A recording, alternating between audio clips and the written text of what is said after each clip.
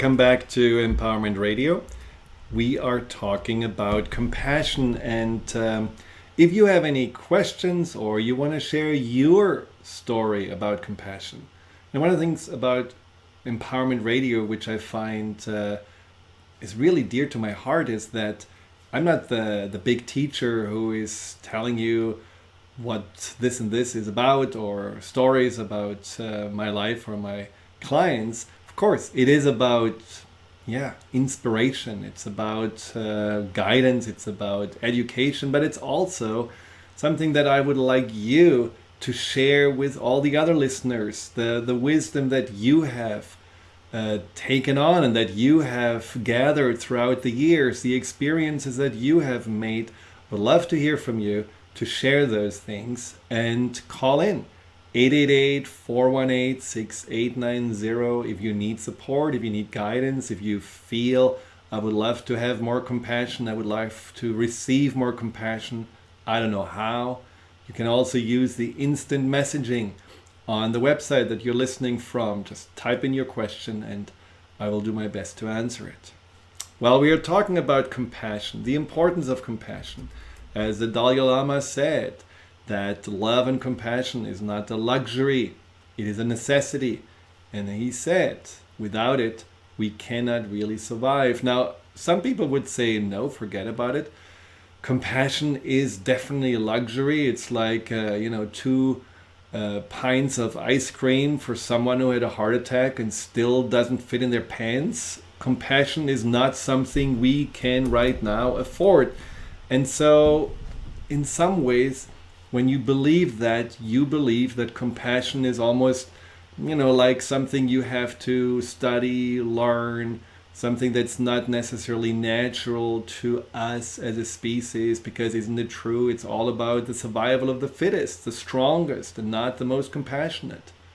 Well, research would contradict that, because research has found that compassion and the ability to be compassionate is natural, not only to us as humans, but also to animals. There was a study in rats, for example, and I did research with rats, and I still feel bad about it, because on some level, I definitely was the reason why many of those poor rats were dying due to the research, and I'm grateful for them sacrificing their lives. But I did see firsthand how caring and compassionate rats can be. Well, in that research, they basically did the test where a rat was having a beautiful, delicious piece of chocolate in front of it, and next to it was another fellow rat that was put into a little water bucket and was about to drown. The question was, will the rat eat or help? Well, the rat helped pretty quickly. Maybe it thought for a moment about it, but then it just ran to support its mate.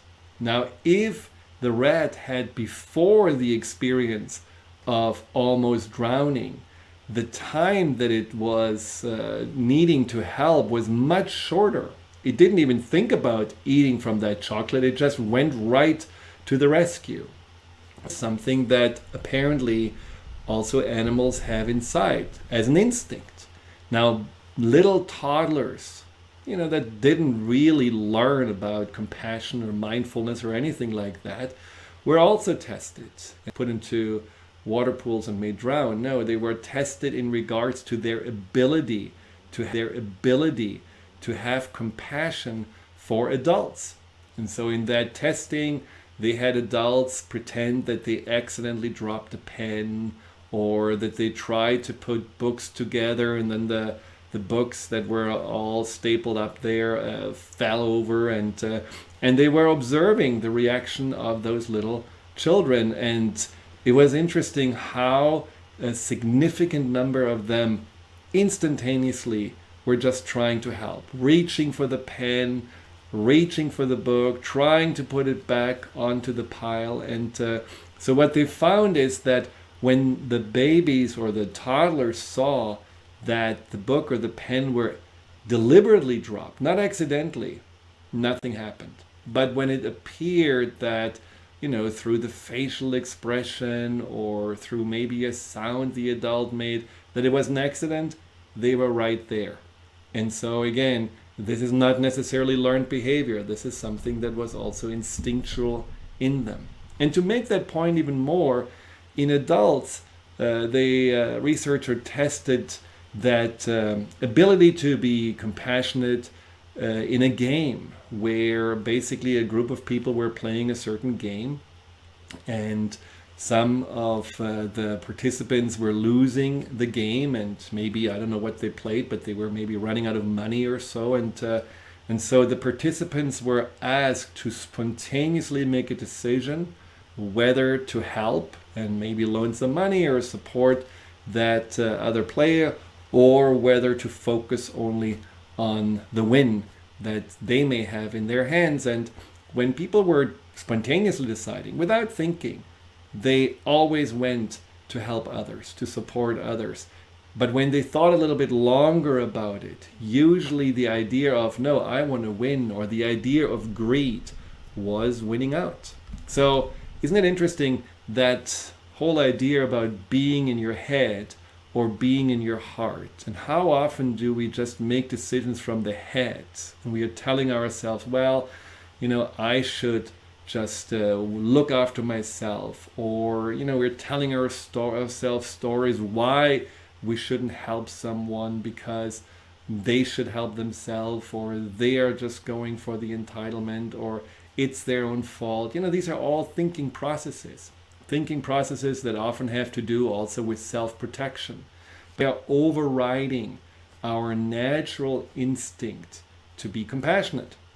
And I think that's something we just need to know, that we need to let go sometimes of thinking too much and analyzing too much, and just go with that what feels right, what our heart is telling us, and that may be the compassionate thing to do.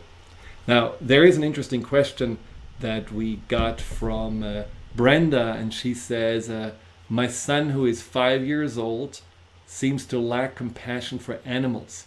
He kills spiders and snails and seems to have fun doing it. Am I raising a psychopath? Well, that's a really good question, and the answer is most likely not.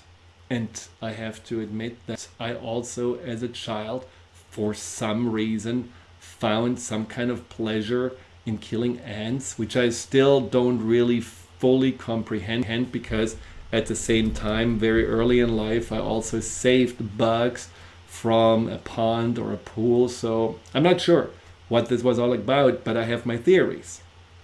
What happens with boys often is that there is this idea of emotions such as compassion being something for the girls, being something that is a weakness. Even when you're 5 years old. I remember when I was, just 4 or 5 years old, and my sister had all these beautiful dolls laying around, and I started playing with them because that felt nice. So I played house, and I was the father, and but then my friend came in and said, what are you doing? You're playing with dolls? Oh my God, you are such a wuss. And of course I stopped immediately and played, Indians and cowboys or fort or whatever. And in the end, just lost that natural interest in just engaging in that. And that may have had something to do with that feeling of, oh yeah, I have to be tough. And in order to be tough, you have to be strong. In order to be strong, you have to domineer, you have to control. And that is, what happens, that you then control that what feels smaller and that feels more vulnerable. And that often, unfortunately, are animals, snails, ants, but also, pets at home. And that is something we really, as parents, have to be very mindful about. There is a natural instinct to be compassionate, but there is also sometimes a tendency to override it. And so as parents, you want to teach your children that natural instinct to have compassion is not about boy or girl. It's something that we all have. And that compassion is a power. That compassion is something that you want to do also because you want to honor the animals. You want to honor nature, and you want to be in awe of it. The snail has its home in that garden. The cat deserves to be petted and not pulled by its coat. Just to already start very early on to teach the reverence towards other beings, not only human beings, is very important. And then to also teach that when you're bigger and when you're stronger, that this doesn't give you a right to overpower and domineer, but actually it gives you more the responsibility to care for that, what may be more powerless, that may need your help. And that is a lesson that my mother has really taught me then early in life, which is then when I started to find bugs on the back of their, of their bodies, and I turned them around, or I rescued little snails that were crossing the road. So there was something my mother did really, really beautifully to show me that all life matters, and that if you see that something is struggling, it is your responsibility to support it. And that this feels good, that this feels empowering, that this actually makes you more confident. Even if, and this is another thing my mother taught me there, even if others may make fun of you, even if others may not right away understand it. Because that is, to answer your question, Brenda, also something to really be mindful about, that maybe there is peer pressure on, cruelty is cool, and just also explaining that sometimes we have to do that what feels right and not what other people say or tell us to do. Well, thanks for the question. Again, if you have more questions, call in or use the chat box. We will be right back talking more about compassion after the break.